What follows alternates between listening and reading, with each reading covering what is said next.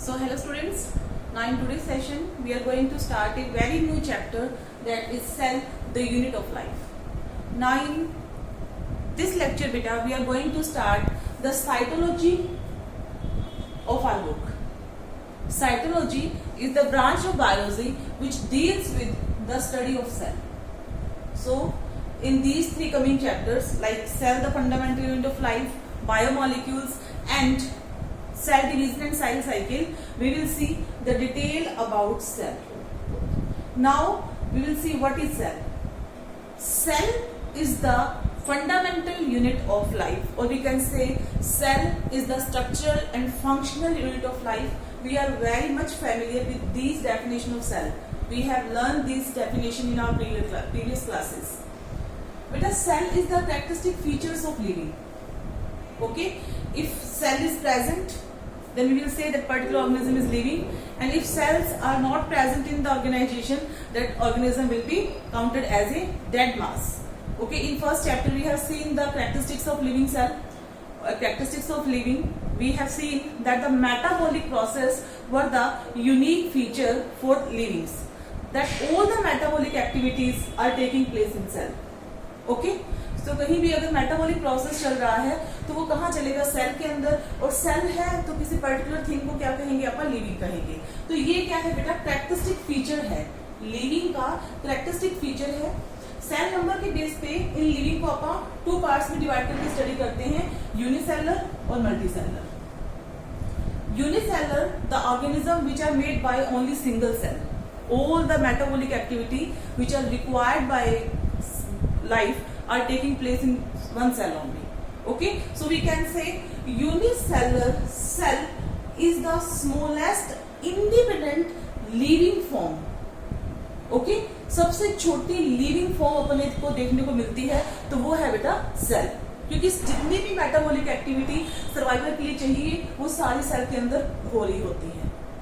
और ऐसे ऑर्गेनिज्म जैसे कि अपन जिनमें बॉडी है वो more than one type of cell से, और हम कह सकते हैं मिलियन ट्रिलियन सेल से मिलकर बनी होती है, उसे आप कहते हैं multi cellular organism. Multi cellular organism में क्या होता है बेटा, लेबर ऑफ डिवीजन देखने को मिलता है. ठीक है, as cells are the building blocks of our body, तो एक मल्टी सेलर ऑर्गेनिज्म की जो कंप्लीट बॉडी होगी वो किससे बनी हुई है बेटा, सेल से. बट ये सेल है अपने अपने फंक्शन के अकॉर्डिंग डिवाइडेड है, इसे आप कहते हैं लेबर ऑफ डिवीजन. कुछ सेल है जिनमें मूवमेंट का काम करना है, कुछ हैं जिन्होंने रेस्पिरेशन का काम करना है, कुछ सेल्स हैं जिन्होंने एनर्जी प्रोड्यूस करने का काम करना है. तो ये सारी सेल्स अपने फंक्शन के अकॉर्डिंग डिवाइडेड है मल्टी सेल ऑर्गेनिज्म के अंदर. This is the characteristic feature of multi cell organism. If we see talk about the discovery of cell was firstly discovered by Robert Hooke. Okay, the first cell was no doubt it was discovered by Robert Hooke, but the cell which was discovered by Robert Hooke, that was a dead cell.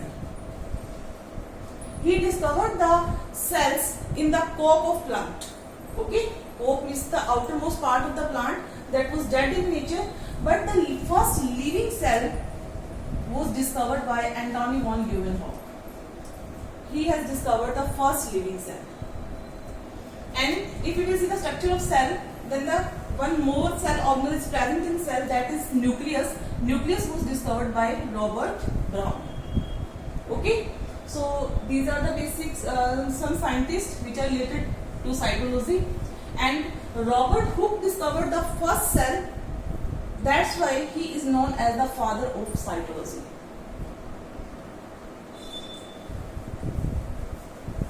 Cell is the structural and functional unit of life. Many scientists work over it and they have given different conclusions. Two scientists, Schleiden and Schwann. Schleiden was a botanist and Schwann was a zoologist. He concluded many experiments. He worked on the many plants and animals, and they concluded the same results, that all the organisms are made up of cells. Okay, Schleiden and Schwann, they postulated the cell theory beta, and the main content of cell theory is that all the organisms are made of cell and the product of cell. And one more scientist, Rudolf Virchow, he added one more point in cell theory, that was all living cell all new cells will come from always pre-existing cell. Okay, जो भी नई cell बनेगी वो हमेशा क्या होगी, एक parental cell से ही फॉर्म होगी. सो इसको मिला के अपन क्या कहते हैं, cell theory, which was given by Schleiden and Schwann and it was finalised by Rudolf Virchow. If we will see overview of cell, then cell diagram we can draw in this form. एक basic cell का diagram अपन बनाएं तो अपन इस form में बना सकते हैं. Cell के 3 कंपोनेंट्स हैं जो हमें हर एक सेल के अंदर, लिविंग सेल के अंदर देखने को मिलेंगे, whether that cell is a prokaryotic, eukaryotic, unicellular or multicellular. These components are cell membrane, cytoplasm and nucleus. Okay, these are the 3 components which we can say the basic part of cell are cell membrane, cytoplasm and nucleus. On the basis of this nucleus, how the design of nucleus is present in cell, the organisms are divided into 2 categories, prokaryotic and eukaryotic. Prokaryotic का मतलब होता है बेटा ऐसे organism जिनके अंदर well defined nucleus present नहीं होता. ठीक है, क्यों? क्योंकि उनके न्यूक्लियर मेम्ब्रेन एब्सेंट होगी. ये न्यूक्लियर मेम्ब्रेन जो अपन ने ड्रॉ कर रखा है ये एब्सेंट होगी और इसकी वजह से जो इसके अंदर जेनेटिक मटेरियल है वो हमें साइटोप्लाज्म के अंदर बिखरा हुआ मिलेगा. ठीक है, इस टाइप के ऑर्गेनिज्म को आप कहते हैं prokaryotes who are not having well defined nucleus which is covered by nuclear membrane. And the organism like us are termed as eukaryotes because they are having well defined nucleus which is covered by nuclear membrane. If you will see these parts of cell, then first part is the cell membrane, and cell membrane is the outermost covering of the cell which will delimiting the all the structure of cell. ठीक है, ये एक जो cell membrane है ये decide करती है कि सेल की स्ट्रक्चर है ये कैसे होगी, क्योंकि ये आउटरमोस्ट लेयर है. इसके अंदर जो हमें मैट्रिक्स मिलती है, फ्लूइड जेली लाइक स्ट्रक्चर, उसे कहते हैं cytoplasm. And cytoplasm is the main arena of for all the metabolic activities. ठीक है, इस साइटोप्लाज्म के अंदर रेस्पिरेशन भी हो रहा है, इसके अंदर एनर्जी प्रोडक्शन भी हो रहा है, स्टोरेज भी हो रही है, पैकेजिंग भी हो रही है. तो जितनी भी मेटाबॉलिक एक्टिविटीज है ये साइटोप्लाज्म के अंदर चलती है बेटा, इसीलिए इसे कहा जाता है main arena of life. And nucleus is the commander of cell which will control all the development and all the activities of the cell. If you will see the shape and size of cell, there are many type of shape and size of cells are present on earth and as well as in our body. If regarding our body we will see, तो body में different type की cells, 200 type की cell हैं और million trillion cell present है. Basically अपन उनका type देखें तो ये 200 टाइप्स की हैं और इनका नंबर क्या है, बिलियन ट्रिलियन है. तो बॉडी के अंदर जो स्मॉलेस्ट सेल है बेटा वो है अपनी आरबीसी.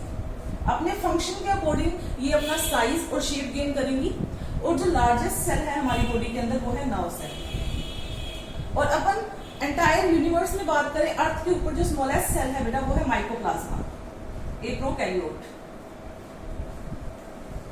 और जो लार्जेस्ट सेल है वो है एर्गोफॉस्ट्रेस. ठीक है, जो बॉडी के अंदर हम सेल की शेप और साइज का बात कर रहे हैं बेटा वो अपने फंक्शन के अकॉर्डिंग अपना शेप और साइज गेन करती हैं. जैसे आरबीसी ने बॉडी के हर एक पार्ट तक, हर एक इंटरनल पार्ट तक ऑक्सीजन को और एनर्जी को पहुंचाना होता है, इसलिए क्या है आरबीसी स्मॉलेस्ट साइज की है.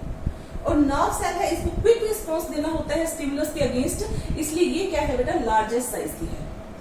ठीक है, सेल साइटोप्लाज्म का अपन देखें तो साइटोप्लाज्म के अंदर बहुत सी माइन्यूट स्ट्रक्चर अपने को देखने को मिलेगी, उन्हें आप कहते हैं cell organelles. These cell organelles will be absent in prokaryotic cell. Lysosome, Golgi body, mitochondria, endoplasmic reticulum. There are many cell organelles which are present in eukaryotic cell, but prokaryotic cell में ये cell organelles absent होंगे. Prokaryotic cell के अंदर हमें एक ही cell organelle देखने को मिलेगा, वो है ribosomes. Ribosomes can show their existence in both type of cell, prokaryotic cell और यूकैरियोटिक सेल. प्रोकैरियोटिक सेल के अंदर जो राइबोसोम होंगे बेटा वो होंगे 70S टाइप के, और जो यूकैरियोटिक सेल के अंदर राइबोसोम्स होंगे वो होंगे 80S टाइप के. ये बेसिक डिफरेंस है. ये 70S 80S क्या है, जब अपन राइबोसोम सेल ऑर्गेनल के बारे में डिटेल में पढ़ेंगे तब यहाँ आप देखेंगे। प्रोकैरियोटिक यूकैरियोटिक सेल के साइटोप्लाज्म में तो राइबोसोम्स होते ही हैं। इसके अलावा कुछ सेल ऑर्गेनल हैं जिनके खुद के पर्सनल हम कह सकते हैं सेल्फ सेल और राइबोसोम्स भी होते हैं, जैसे माइटोकॉन्ड्रिया, क्लोरोप्लास्ट, एंडोप्लाज्मिक रेटिकुलम। ये कुछ ऐसे सेल ऑर्गेनल्स हैं जिनके सेल्फ राइबोसोम्स प्रेजेंट होंगे जो प्रोटीन सिंथेसिस के अंदर उन पर्टिकुलर ऑर्गन्स की हेल्प करेंगे। Okay, so this was the complete overview of a cell. Now in next lectures we will see detail about the prokaryotic cell and eukaryotic cell. Thank you.